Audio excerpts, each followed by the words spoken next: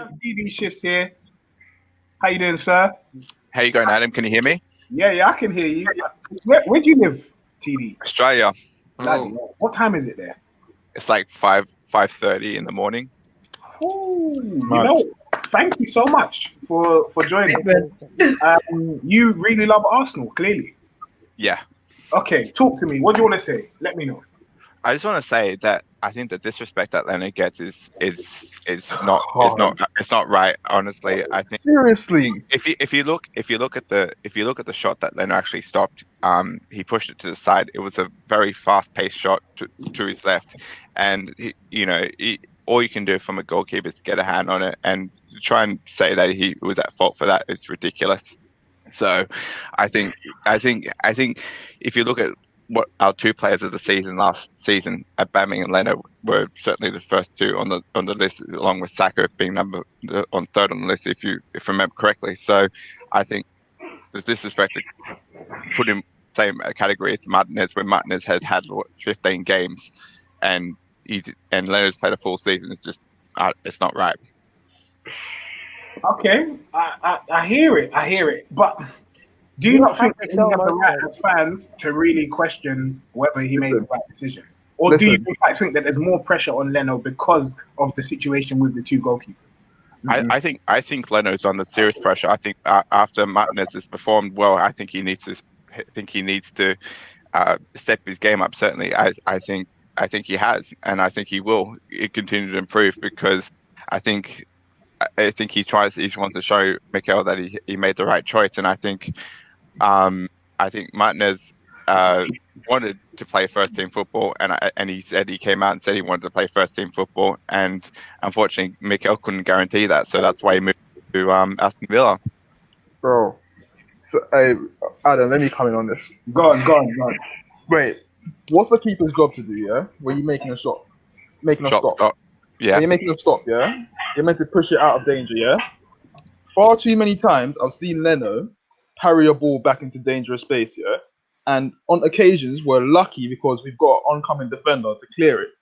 Half of the time, if the defender's not there, someone follows up a shot. That's not good goalkeeping for me. You either got to keep it under control or you push it out for a corner or something. That's not good keeper. You don't see Ederson doing that. You rarely see Ederson doing that. That's not a top keeper.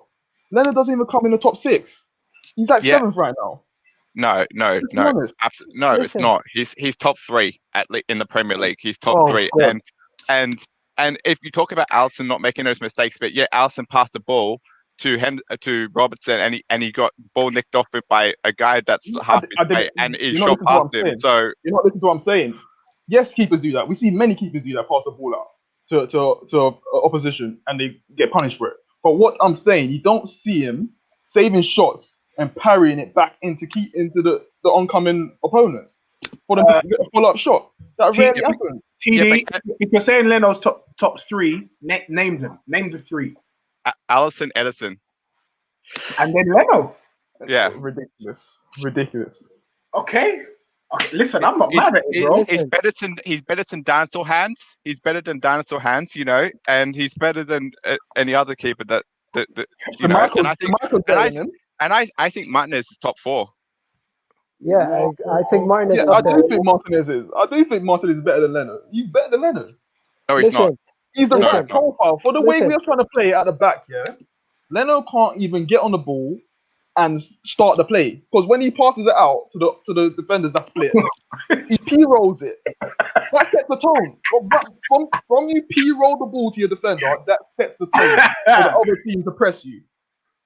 It does not work. But it doesn't change the fact that Leno is actually a good goalkeeper. He's a good goalkeeper, but he's not good enough. He's not many times last season, bro. Many times, and we would have been in a terrible situation. He does save us many times, but those many times that he saved it, a lot of times our oncoming defenders are one have to clear up. And you say he passed it back to a defender. Why isn't it a defender's job to go and clear the ball? Why are we blaming Leno for that? See, I'm a defender. Yeah? I'm a defender. No, hold on, I'm a defender. Yeah.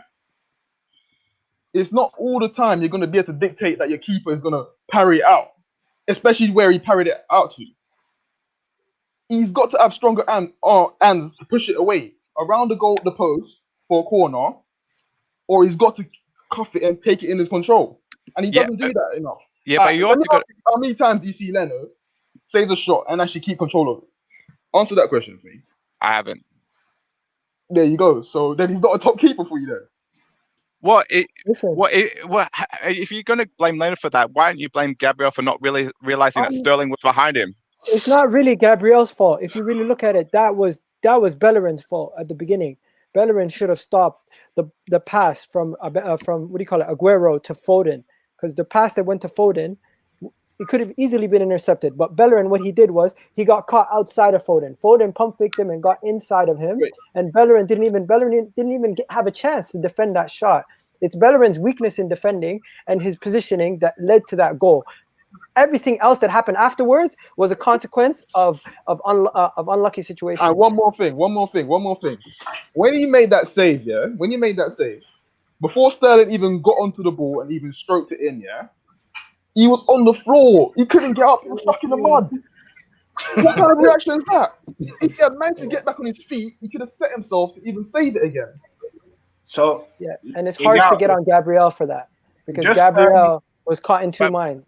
But Egal, that's my point. It was a consequence of a lot of actions. You can't just blame Leno for that individual mistake when Bellerin was the one who got to. No one's saying that. We're going to get onto Bellerin. We're going to get onto Bellerin.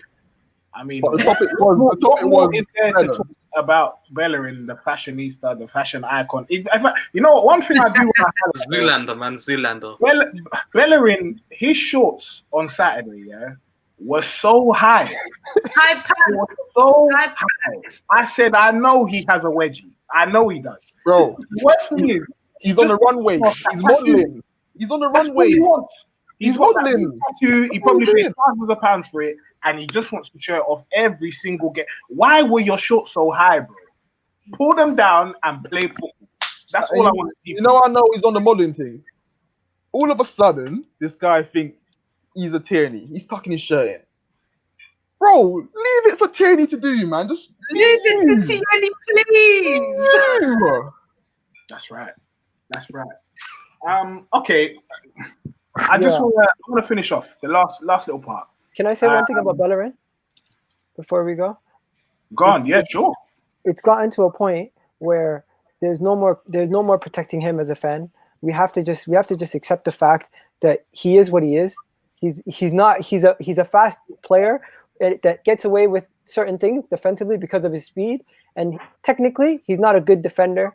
We've always known that. It's just he's always gotten away with it because of his speed. To me, I'm not going to defend him. What I'm going to say is we as a fan base, we have to get off his back and just understand this is what he is. He's nothing better than that. This is what he is. Fair enough. Yeah. Can we also mention that Tottenham lost to drew their game 3-3? Can we also mention that, because that was enjoyable to watch? Yeah. It really was. That was a huge capitulation. Terry called me when it was like 3-1 and they had 7 minutes left to go. He said they could come back here, and I said, hey, don't be so stupid. Of course they're not going to come back. Next thing I know, Lanzini. What a goal though was. Listen, one thing I just say that Lanzini goal was literally, that was top bins. Honestly, if that had gone slightly over, people would have criticized him. Shot, that was a banger. Perfect. You see Liverpool fans, yeah. I know a lot of rival fans get at Arsenal, yeah, because they say we're toxic or we got indifferences, like. But I woke up this morning on Twitter and I see a lot of Liverpool fans saying their season's done. How weak is that mentality? You talk about Arsenal fans being weak. That mentality is sickening. I mean, 5 games in, and you're telling me your season's done. Ridiculous. Come on, have some belief, bro. I mean, it is though. It's not. It's not. Listen. Let's not focus on Tottenham. Let's not focus on Tottenham. Let's focus on the big clubs, and that's Arsenal. We should focus on ourselves at the end of the day. Let's see if we're still big after you answer this question. Where do you think Arsenal are going to finish this season, Samuel? Please. You know what? It's a tough one. I'm going to be real. Realistically. Yeah, realistically. You know what? I won. My heart says top 4, but my head says 5th. fifth or Bro, sixth. I just heard you stutter so much then. You don't you don't believe that. That's crazy. Kesh, where do you think Arsenal are finishing? I said fifth before Window's even done. My hope is that we'll be in amongst it around fourth or fifth, where we get to January and maybe we can add some added depth to the team with a bit of quality. Then hopefully we can push on to get to fourth. Okay. Samantha, talk to me. My heart says top 4, but my brain is saying 5th or 6th because the way the title run is hella competitive right now, anything can happen. Cool. Anything can happen. Cool. Egal, if Arteta somehow finishes below Jose, what are you saying? Are you happy? Are you annoyed? No, the wheel's gonna fall off for Jose. At the end of the day, we already know what's gonna happen at Tottenham. We know this is Tottenham, bro. That's their history. This is what they do. They're gonna find a way to mess it up. This whole amazing window that they've had, Jose's gonna lose his mind and he's gonna be out of a job by the end of the year. So let's not compare ourselves to Tottenham. We shouldn't really care about them right now. At the end of the day, we should just focus on ourselves. And that's what I care about. And you know what, Arsenal, we have a good defense. And this league, the way everyone's chipping in goals, if we can just find our way and keep chipping in and keep going, take each game at a time, don't be surprised if we finish 4th. I'm just telling people, don't be surprised. At the end of the day, I think we could do it. Okay, cool. That is such an excellent point by the Carlo Shidada. I like that. Anyway, TD, talk to me. Where are Arsenal going to finish? You have the final word on this, sir. We're going to finish third.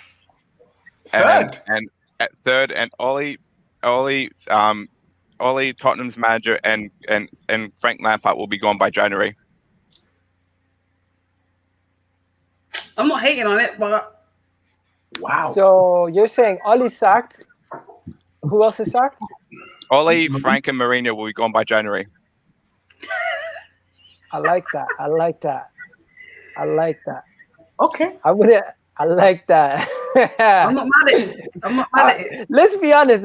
It happened last year, basically, with Emery getting sacked. Who else got sacked? There was bare managers got sacked last year, so I wouldn't be surprised if it happens again. All right. They're already talking about Pochettino replacing Frank. Wait, Adam, I said it in my preview show, and I'll say it again. Arsenal will get third without Thomas Partey, and if with Thomas Partey, we'll acknowledge third. And Frank, Mourinho, and freaking what's his face will be gone by January. He who should not be named. Yeah.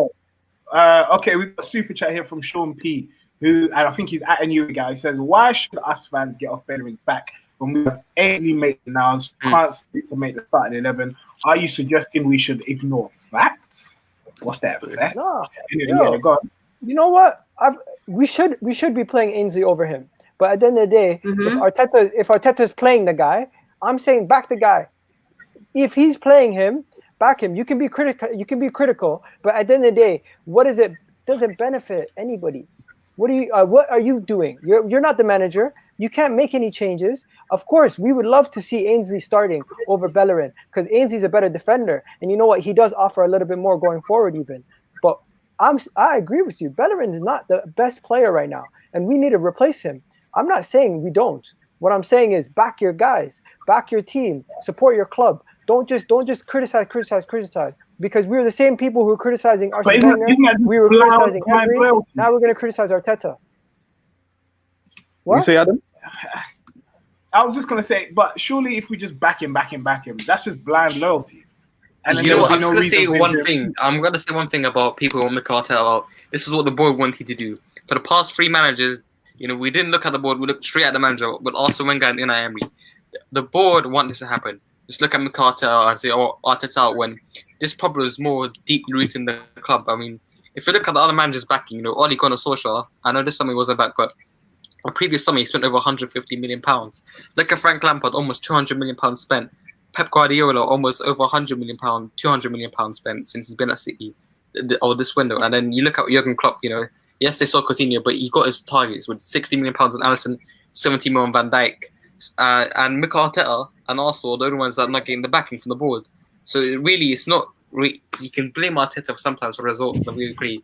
But the players and the personnel, Mikel Arteta is not to blame, and the board is to be looked at. You heard it here first. Adam, everyone's asking me what my top 4 is, and I want to answer the question because everyone's asking.